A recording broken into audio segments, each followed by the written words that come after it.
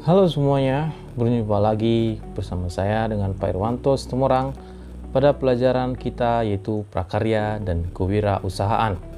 Apa kabarnya semuanya? Bapak harap semua dalam keadaan sehat-sehat dan tidak kekurangan satu apapun dan selalu dalam perlindungan Tuhan. Oke, bagaimana hari ini? Apakah kalian bisa mengikuti pelajaran hari ini? Bapak harap kalian bisa mengikuti pembelajaran kita hari ini dan tetap semangat untuk menyimak video berikut ini. Oke, baik, langsung saja kita masuk pada materi kita hari ini, yaitu tentang sumber daya usaha kerajinan dengan inspirasi budaya artefak. Sebelumnya, Bapak ingin bertanya dulu, apakah kalian pernah melihat secara langsung artefak itu? Lalu bagaimana cara kita membuat artefak sebagai inspirasi usaha kerajinan kita? Untuk menjawab pertanyaan tersebut, mari simak video berikut ini. Artefak merupakan karya atau benda masa lalu atau peninggalan budaya yang bersifat histori. Contohnya rumah adat, peralatan, pakaian adat daerah, dan lain-lain. Tahukah kalian bahwa artefak ternyata memiliki peluang usaha? Mari kita ketahui dulu apa yang dimaksud dengan artefak. Artefak atau artifikat ini merupakan sebuah benda arkeologi atau juga peninggalan benda-benda sejarah, yakni segala macam benda yang dibuat atau juga dimodifikasi oleh manusia yang bisa untuk dipindahkan.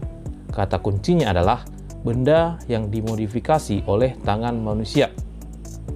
Berarti artefak ini adalah buatan tangan manusia yang ditujukan untuk memenuhi kebutuhan hidupnya. Contohnya rumah adat, peralatan, pakaian adat daerah, dan lain-lain. Seiring dengan perkembangan zaman, sekarang artefak sudah mengalami perubahan yang sangat pesat. Semua berlomba-lomba untuk menciptakan suatu karya yang lebih menarik hati manusia. Nah, oleh sebab itu, artefak memiliki peluang usaha dan tentunya memiliki nilai jual yang besar. Mengapa demikian? Ya, karena itu tadi, artefak ini merupakan bagian dari kebutuhan manusia. Nah, sekarang kita akan bahas bagaimana peluang usaha produksi kerajinan ini. Pada pertemuan sebelumnya, kita sudah membahas tentang unsur-unsur manajemen yang harus kita ketahui ketika kita hendak memulai sebuah usaha atau bisnis. Bapak ulang kembali ya, ada 6 unsurnya, yaitu man, money, method, materials, mesin, dan market.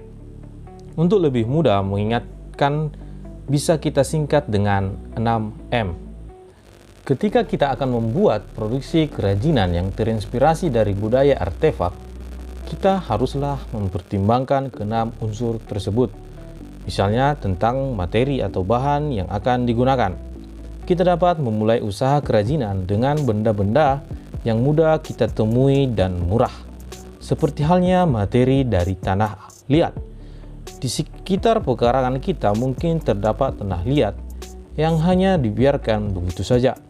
Tidak ada yang melihatnya sebagai bahan usaha yang menguntungkan. Padahal bahan ini sangat mudah kita jumpai. Anggapan lain adalah bahwa tanah liat tidak memiliki nilai ekonomi. Berbeda dengan para pelaku kreatif, tanah liat merupakan bahan murah yang dapat memiliki nilai jual yang tinggi. Seperti ini contohnya. Ada lagi contoh lain, misalnya pengolahan bambu. Bagaimana caranya agar bilahan bambu yang awalnya tidak bernilai bisa kita kreasikan menjadi berbagai macam produk kerajinan yang memiliki fungsi dan harga jual yang cukup tinggi. Misalnya olahan bambu bisa kita jadikan souvenir perahu pinisi, souvenir gantungan kunci, atau yang lain sebagainya. Seperti ini contohnya ada di slide. Hal-hal seperti inilah yang seharusnya kita kembangkan jika hendak memulai usaha kerajinan. Kemudian selanjutnya kita harus membidik pangsa pasar atau market kita, supaya usaha kita bisa berjalan secara terus-menerus.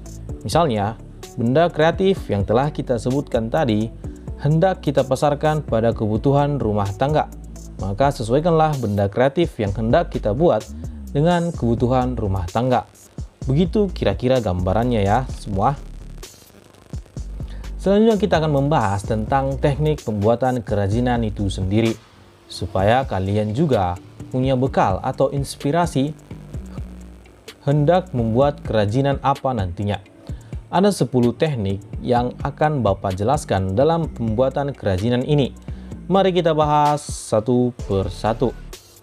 Yang pertama adalah teknik butsir, yaitu teknik membuat kerajinan keramik dengan cara memijat, menambah, dan mengurangi bahan yang dibentuk. Biasanya dibantu dengan alat butsir. Membuat patung dengan cara membutsir biasanya menggunakan bahan tanah liat atau plastisin. Teknik ini disebut juga dengan teknik modeling. Seperti ini contohnya. Bisa dilihat di slide ya. Mungkin kalian sudah sering melihat ini di TV-TV atau di sekitaran rumah kalian. Pasti ada seperti ini. Yang kedua adalah teknik pilin. Teknik ini merupakan salah satu cara pembentukan keramik yang sudah lama dikenal orang. Pembentukan dengan teknik pilin dapat memberikan keleluasaan untuk membuat benda keramik dengan ukuran yang relatif lebih besar dan kompleks dengan bentuk yang sangat sederhana hingga bentuk yang bervariasi. Contohnya seperti ada di slide. Yang ketiga adalah teknik cetak. Ketika bahan yang digunakannya berbahan keras, teknik cetak ini dibagi menjadi dua, yaitu teknik cetak tuang berulang dan teknik tuang sekali pakai. Seperti ini contohnya, ada di slide. Yang keempat adalah teknik patri. Teknik ini merupakan metode penyambungan bahan logam di bawah pengaruh panas dengan pertolongan bahan tambah logam atau campuran logam. Contohnya seperti ada di slide ya, bisa diperhatikan. Kemudian yang kelima, teknik grafir.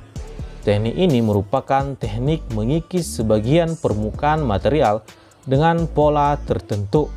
Teknik grafir ini biasanya digunakan untuk berbagai produk, mulai dari trofi, aksesoris, perhiasan, hingga alat tulis. Contohnya seperti di slide, bisa diperhatikan ya. Yang keenam adalah teknik etsa. Teknik ini merupakan sebuah cara untuk membuang atau mengikis bagian yang harus direndahkan dengan bahan kimia tertentu.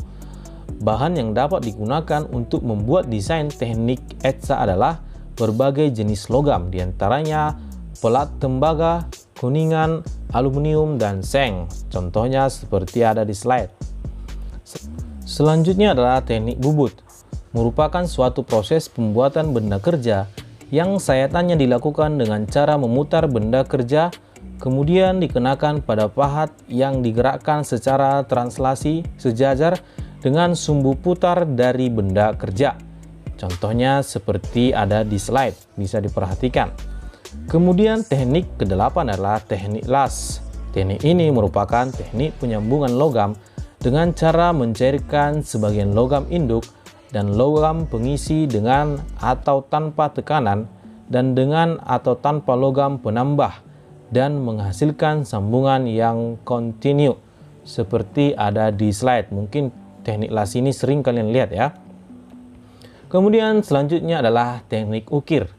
Teknik ini merupakan kegiatan menggores, memahat, dan menoreh pada permukaan benda yang diukir. Seni ukir sering digunakan untuk membuat perkakas rumah. Contohnya seperti ada di slide. Yang terakhir adalah teknik anyaman. Teknik ini merupakan salah satu teknik kerajinan dengan menyilang-nyilangkan bagian lusi atau arah vertikal dengan bagian pakan atau arah horizontal hingga membentuk suatu pola tertentu. Seperti contoh berikut. Anyaman ya, kalian juga sering melihat ini.